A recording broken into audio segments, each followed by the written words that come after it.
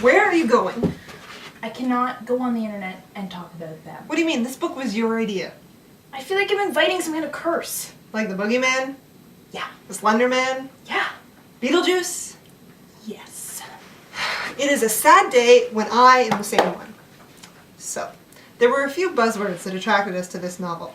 Government conspiracies, cloning, escaped experiments, and serial killers.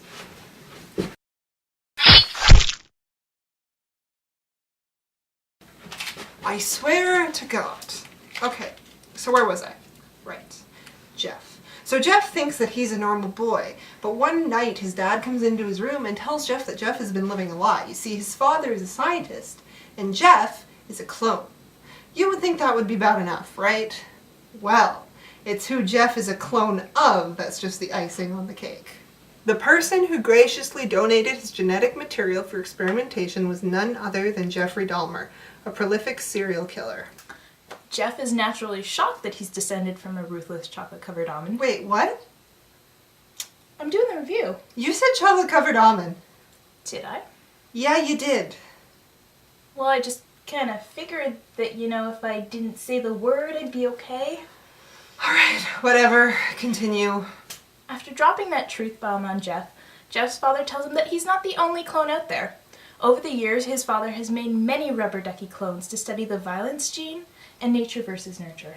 He's adopted out these serial killer kids into different homes all across the country, with some parents paid to be abusive while other parents are meant to provide happy, loving homes. On top of that, some clones have escaped from a military lab and are now painting the town red down Highway 50, searching for other clones hidden in homes all over the country.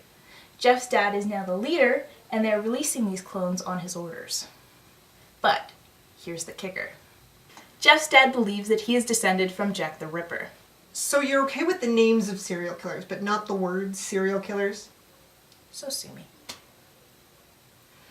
Jeff's father disappears to lead the pack of serial killers, leaving Jeff free to do whatever he wants, whether that be killing a bunch of people or hiding in the corner crying.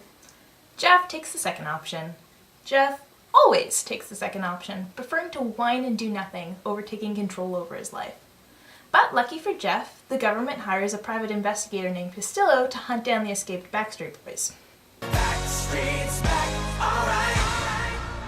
Castillo drags Jeff along, hoping that Jeff can decipher his father's notes and track down the other clones. And this would be the point where we would have to warn you that due to the serial killery nature of this text, that it would be pushing the bounds of what is acceptable in teen lit with its stabby, killy, violent gore, etc., whatever. But we can't, because honestly, this book is tame. And kind of boring. What takes away from Project Cain is the fact that it's not one book, it's actually two. Cain's Blood is written for adults, containing all the gory details I'm still attempting to repress. I was grossed out within 5 pages and traumatized about halfway through. Somewhere in the process of writing Cain's Blood, Girard got this brilliant idea to write the same story as a teen book. So he stripped it of most of the blood and sexual violence, told the story from the point of view of a young Jeff for a relatable teen protagonist, and bam! Instant teen book. So we end up with sanitized tree frogs and possibly the most boring government conspiracy ever, at least within Project Cain. This book had a lot going for it. For one thing, it sounds outrageously insane for the government to clone serial killers to use as a weapon, but Girard manages to make it believable. Yeah, I know how nuts that sounds. Girard cites dozens of government conspiracies that we now know about, all of them crossing tons of moral and ethical boundaries.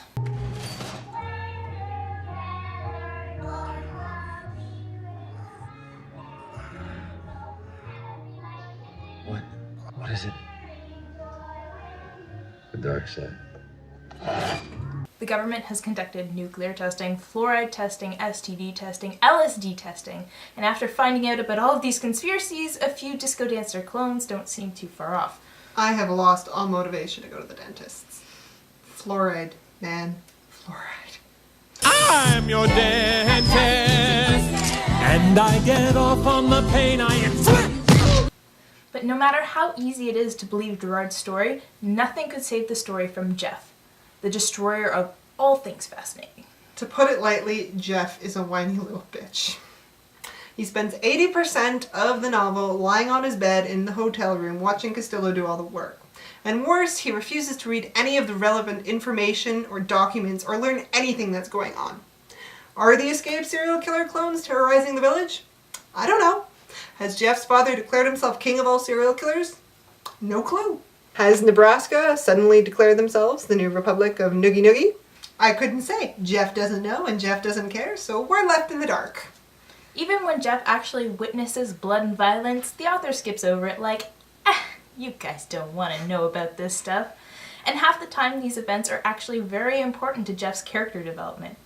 He might have been written like this to spare teens the blood and violence, but you know what? It just makes him dull. Castillo, the man who actually moves the plot forward, is really interesting and has a really interesting backstory.